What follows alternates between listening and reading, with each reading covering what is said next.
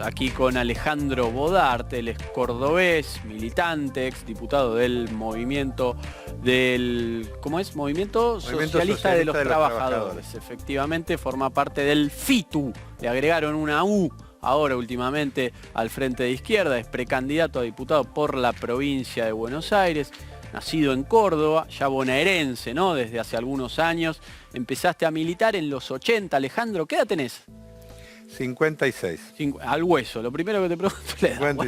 56. Contanos un poco tus orígenes, Alejandro. ¿Cómo empezaste a militar en el trotskismo, en una rama del trotskismo en la Argentina, en los 80? Contanos un poco, que la gente se entere.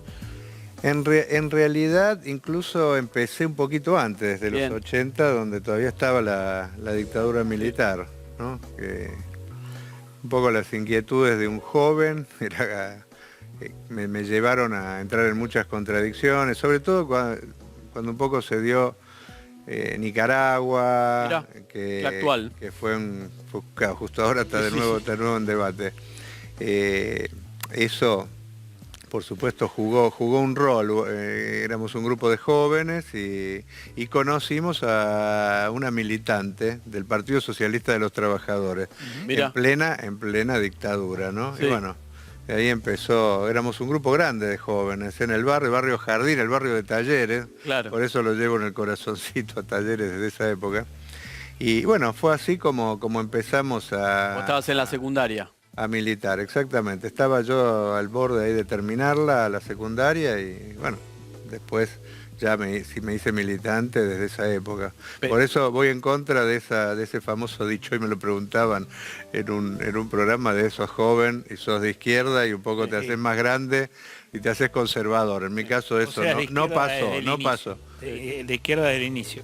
De izquierda desde el inicio, y en una corriente que ha sido muy fuerte en el país del trotskismo, porque casi todas las ramas parten de un tronco común, ¿no? que es el morenismo, ¿no? De Nahuel Moreno. De Nahuel Moreno, exactamente. Entonces ahí empecé. Bueno, después fui fundador junto con otro compañero del MAS, claro, que milité con Zamora mucho tiempo. Claro. Y bueno, después los 90, ¿no? que fue un fenómeno más bien mundial, que trajo mucho debate, mucha discusión, y ahí en el 92 fundamos el MST, que es el partido actual, pero venimos todos un poco del mismo tronco. ¿Estuviste por ir a Nicaragua? Porque se armó una movida internacionalista en ese momento. Sí, bueno, fue mucho debate. Desde acá muchos compañeros fueron a combatir a Nicaragua, y de hecho liberaron varios de los pueblos, ¿no es cierto? Porque ahí hubo una guerra civil. O sea, no fue una caída simple de una dictadura, sino que estaban muy apoyados por Estados Unidos y todo. Así que sí, vivimos eso con mucha intensidad, porque armamos una brigada de cerca de 1000 compañeros. Ojo, con compañeros que venían también algunos de Europa, sobre todo Colombia, ¿no? Que fue el que aportó ¿Y estuviste cerca de ir? Cantidad. Se discutió mucho en ese momento, pero bueno, fue un pequeño grupo el que pudo salir, porque era un momento muy complejo todo ese. Y ahora la mirada sobre lo que está pasando allá, después de haber estado con ese vínculo tan fuerte al inicio. Mirá, yo conozco bastante el tema porque precisamente fue desde mis inicios hacia hoy. Yo creo que el Ortega de hoy no es el mismo Ortega de aquel momento. Yo creo que ha habido un cambio grande en el Ortega, en el Ortega Murillo, porque creo que es importante el rol que juega Murillo también en todo el proceso. La vicepresidenta, su pareja. La vicepresidenta y su pareja, y creo que está partido el Frente Sandinista. Sí, claro. Porque incluso, lamentablemente, hay muchos encarcelados del Frente Sandinista, son muy críticos con relación al tema del rumbo que está tomando. Recordemos que en el 18 hubo un proceso, un levantamiento juvenil de los hijos sandinistas, que lo que querían era un cambio en la política económica. Murieron como 300 personas. Exactamente, porque en ese momento se quiso hacer un acuerdo con el FMI que fue un golpe muy duro, sobre todo a los campesinos, baja de salud y educación, una resistencia juvenil que empezó con gente que decía, bueno, que nosotros nos sentimos parte del Frente Sandinista, y una represión brutal. Y a partir de ahí yo creo que cambió la dinámica y que sinceramente el proceso fue muy regresivo de esta gente. Hay una deriva autoritaria, totalmente, sí, y no solo autoritaria, sino autoritaria y de una reversión económica muy grande, que por eso creo que hay una resistencia juvenil muy grande, y yo apuesto a esa resistencia, porque creo que no tiene, es una resistencia muy anti-yanqui, porque hay una conciencia que se ganó en Nicaragua que no se revierte, pero también que quiere cambios en el régimen, ¿no? El otro día hablábamos del voto joven y cómo se está parando la juventud hoy. En tu generación, mayormente la izquierda era un furor, digamos, era mayoritariamente un atractivo. Hoy, ¿cómo lo estás viendo eso? ¿Se especula todo el tiempo si hay un reverdecer de algún sector juvenil vinculado a la derecha o a la extrema derecha? ¿Cómo lo analizas eso? Yo creo que hay mucho humo en ese debate. En general, con el tema liberales, creo que hay un sector que quisiera que levante, pero no levanta vuelo. Yo creo que hay un sector de la clase media acomodada que puede tener cierta simpatía, pero cuando empiezan a hablar creo que la gente que quiere cambio en serio huye. Recordemos que, o sea, Milei, por ejemplo, acaba de decir que Caballo es el mejor ministro de Economía de la historia. Las listas que han presentado son un desastre, porque está lleno de gente que directamente es negacionista de la dictadura. Yo creo que la juventud va para otro lado, la juventud real va para otro lado, y creo que mira a la izquierda con simpatía, con mucha simpatía. Un sector mira también al Frente de Todos, sobre todo un ala del Frente de Todos, pero creo que la izquierda es fuerte en la juventud, en el movimiento de mujer, en el movimiento ambiental, porque levantamos banderas que tienen mucha empatía con el joven. Y el joven real, por ejemplo, de la provincia de Buenos Aires, 7 de cada 10 son pobres en la provincia. Se habla mucho, por ejemplo, de que se podrían ir, ¿no es cierto?, al exterior los jóvenes, y sigue esto. Bueno, en la provincia de Buenos Aires el joven no se va de la esquina, porque no tiene ninguna posibilidad, no se va de la casa de sus viejos, forma pareja y se queda ahí hacinado porque no puede alquilar, no tiene ninguna condición de nada. Entonces, yo creo, nosotros representamos esa juventud, ¿no es cierto? Y la juventud que quiere cambios, y es mucha en el país. Por eso, liberales hicieron ya una campaña en la presidencial y salieron atrás nuestro, atrás del Frente de Izquierda. Por eso, y creo que van a volver a salir atrás, nada más que tiene mucha prensa. Pero bueno, habrá algunos que quieren que vuelva un sector ultra liberal al país. Pero... Alejandro, estuviste recorriendo Merlo, hoy sos precandidato a diputado en la provincia de Buenos Aires. ¿Qué es lo que estás viendo? Recién, bueno, nos comentabas un poco, pero ¿qué realidad ves ahí pateando? Yo creo, esta de la juventud es muy chocante, el tema de la juventud, porque no solo afecta a la juventud, afecta a los padres, afecta a todos que no ven una perspectiva, ¿no? Para ponerse en la piel de una persona que trabajó toda la vida, tiene hijos y ve que su hijo no tiene ningún futuro, de nada, porque no hay trabajo, porque ya perdió el estudio, no tiene acceso a salud porque no tiene obra social, es decir, y no tiene perspectiva de alquilar, de nada. Yo creo que esa es una de las preocupaciones mayores de todas las familias bonaerenses, qué hacer con sus jóvenes, qué hacer para que tengan un futuro, porque mucha gente dice, bueno, yo ya estoy hecho, porque... Ahora, después hay otras preocupaciones. Yo he estado en Matanza, por ejemplo, acompañando a los trabajadores de la salud que ganan 25.000 pesos un enfermero. Y yo creo que es obsceno que ganen 25.000 pesos un enfermero municipal o 40.000 pesos, ¿no es cierto?, un médico. Y que esa es una realidad, ojo, muy extendida entre los municipales de la provincia de Buenos Aires, que después quieran que el intendente los atiende y no los atiende, los ve como enemigos, y no es enemigo, es gente que necesita. Muchas veces piden un gremio, no hay ningún gremio porque el gremio es muy oficialista. Yo creo que esas son las problemáticas de la gente. Yo creo que estamos ante una catástrofe social, hay que decirlo las cosas como son. La mitad de la población es pobre en este país. O sea, y esto lleva a qué medidas tomar, porque ante una catástrofe que se aparece más a una guerra, la situación en la que estamos, con la pobreza, con la miseria, la precariedad laboral, hay que tomar medidas duras y fuertes. Vos decías en las últimas horas, leí unas declaraciones tuyas que decías, hay que ver cómo llegamos a las elecciones, esto es un polvorín. Sí, yo creo que vamos a llegar a las elecciones, pero yo incluso ahí me refería, ahora, ¿qué pasa en los próximos 2 años en este país? Porque hay que mirar un poco lo que está pasando a los alrededores. O sea, en Chile parecía que todo iba bien, Piñera se mostraba como un ejemplo mundial de liberalismo, Estados Unidos lo ponía como ejemplo, explotó. Colombia era el otro país parecido, explotó, pero explotó también, bueno, ustedes mostraban recién lo de Perú, y un maestro, yo estuve en Perú justo un mes antes, y en las encuestas no figuraba Castillo. Por ahí alguno decía, bueno, es un ultra que dice cosas, ¿no es cierto?, que hay que terminar con Estados Unidos y todo. Ganó la primera vuelta, terminó de presidente. Yo creo que hay una situación desesperante, y entonces es posible, si no se solucionan los problemas, que vayamos a estallidos como esos, ¿eh? Porque yo lo que veo es una bronca que se está acumulando, y si no se toman medidas fuertes, yo creo que el problema no es la derecha en un sentido, ¿no?, como hecho, aunque siempre está ahí, porque si no se toman medidas, el progresismo gobernando le puede abrir la puerta a la derecha, pero yo creo que el problema central es que hay mucha desconfianza contra todo, incluso, ojo, contra todo es contra todo, la gente descree mucho de todo, yo creo que tiene que ver con ese 40% que todavía no se decide porque no cree en nadie, y eso puede terminar en un nuevo 2001. El voto desencantado, decís. Sí, en la elección el voto desencantado, pero también en lo social, que puede haber estallidos o cualquier cosa, porque no es un país, o sea, es un fenómeno mundial, y la pandemia ha agravado los problemas. Ahora, no puede ser utilizada como excusa para no tomar medidas para solucionar esto, porque la gente no va a aguantar, porque también tenemos 100.000 muertos, o sea, es muy compleja la situación. Alejandro, los candidatos ya empiezan a hablar de la labor parlamentaria y qué proyectos presentarían. El gobierno tiene los propios, la lista de Vidal ha dado proyectos también, en el caso de la capital federal.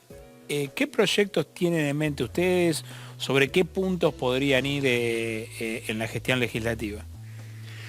Bueno, nosotros vamos a presentar proyectos en el sentido de investigar la deuda y no destinar un peso más a la deuda mientras se está investigando, y todos esos fondos, que son muchos, que se pagan todos los días. Ayer hubo un pago al Club de París, el 9 de julio hubo otro, ya empiezan los pagos con los bonistas, que se va a ir acrecentando año a año.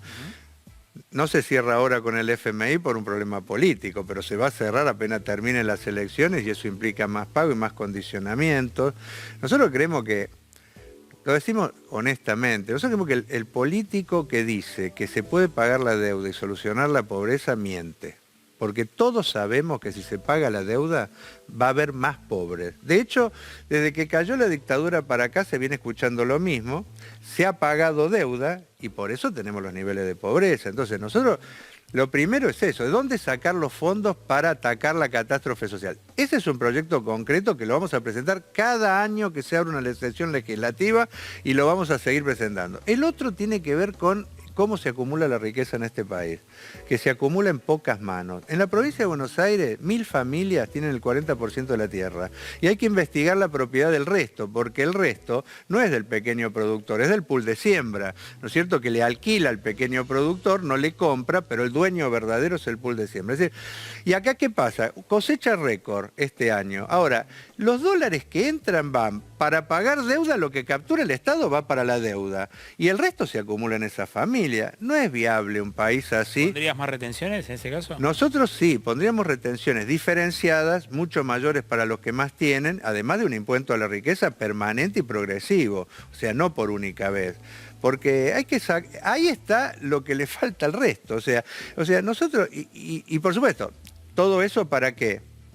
Un gran plan de obras públicas para dar trabajo real a los jóvenes en primer lugar, pero al conjunto de la población. Eso permitiría reactivar toda la economía, porque obras públicas no es un pozo, ¿no es cierto?, para poner una baldosa. Acá hay muchas cosas para hacer, hay que levantar hospitales, levantar escuelas, viviendas, plan de vivienda, ¿no es cierto? Eso permitiría reactivar toda la economía.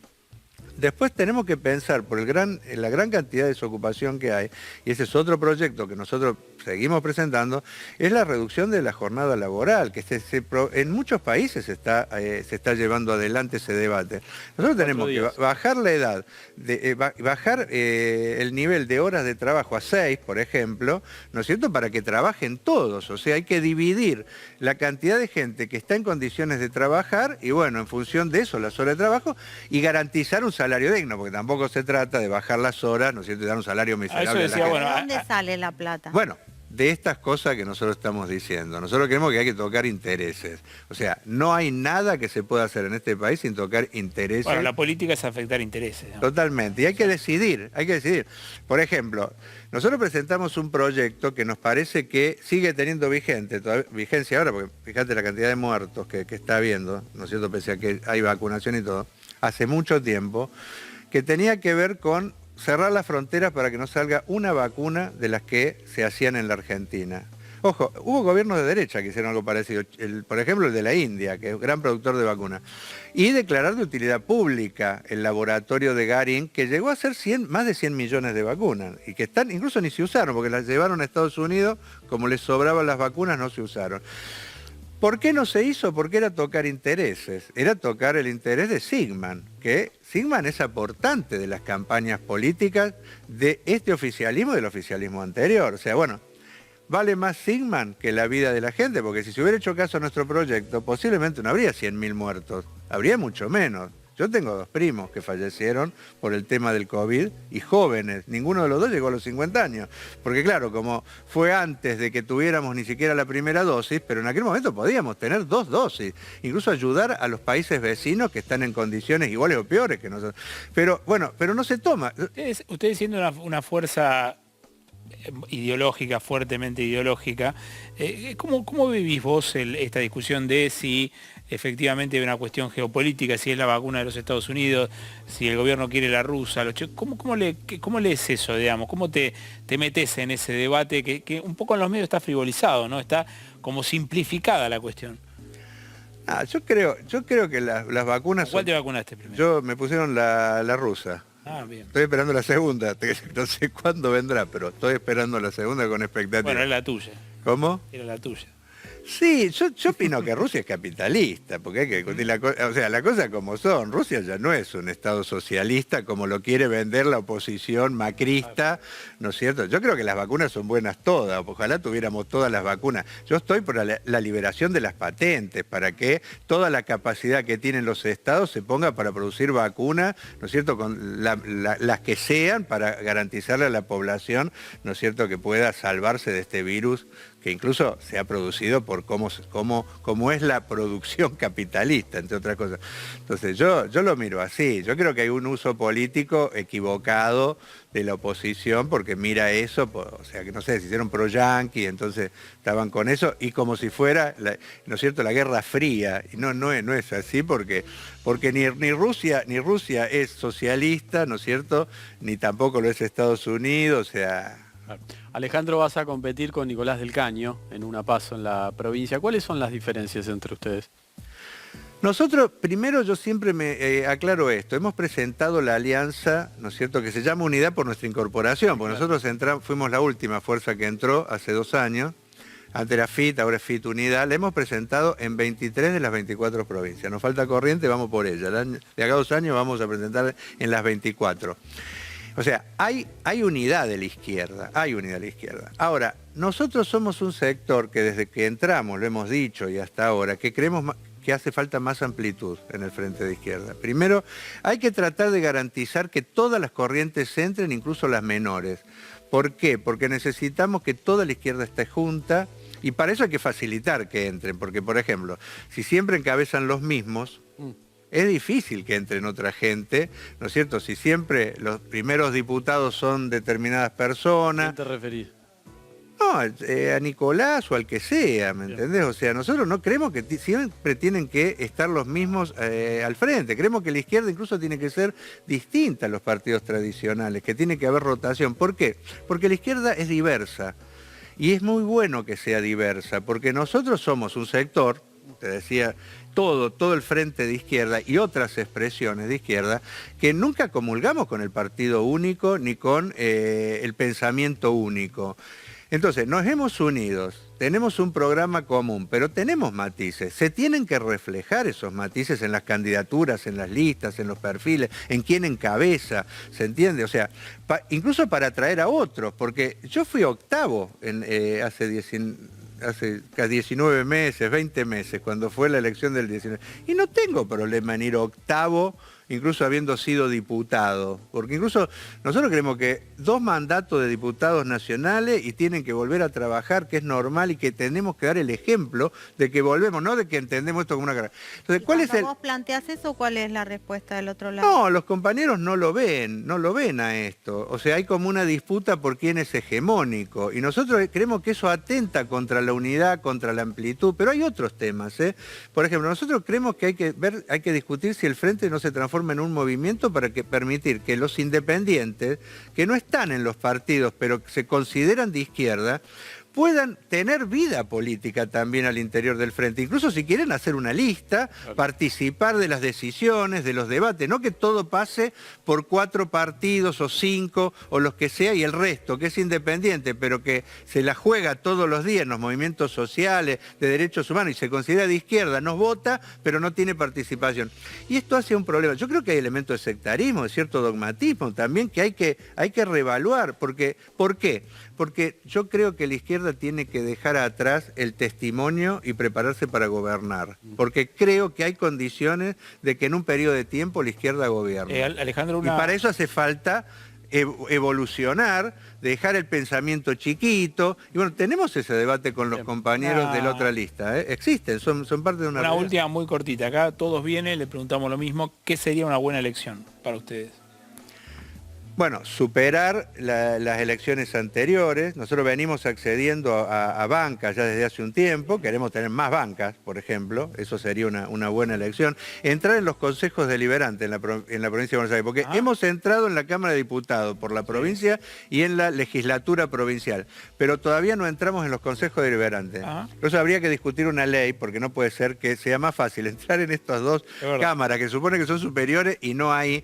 Ahí hay mucho curro. Ahí hay mucho debate de a dónde van los dineros públicos, o sea, mucho negociado con las empresas de basura y todo, y nosotros queremos entrar. También ese sería un punto, que rompamos esa barrera, que siempre estamos ahí, pero en los conteos siempre se nos pierden los votos necesarios para entrar. Entonces, por eso hace falta mucho más votos de los necesarios para que algún vivo, cuando nos saque alguno, lo mismo no pueda evitar la ola. Entonces, eso sería bueno. Pero también sería bueno si logramos este debate que estamos haciendo, convencer al resto de los compañeros de la otra lista de que es necesario empezar a cambiar algunas cosas para no perder una oportunidad histórica que tenemos. La izquierda tiene una oportunidad histórica frente a la caída de los partidos tradicionales y el desgaste que está haciendo. Para que no vayan a la derecha, tiene que surgir una izquierda fuerte y atractiva que se transforme en una tercera opción, para que incluso sea entre el progresismo y la izquierda el debate, no muchas veces entre el progresismo y la derecha, ¿no? Que es lo que yo creo que es regresivo. Gracias. Alejandro, muchísimas gracias. No, gracias a ustedes. Alejandro Bodart nos visitaba, precandidato a diputado por la provincia de Buenos Aires. Vamos a un corte, enseguida volvemos.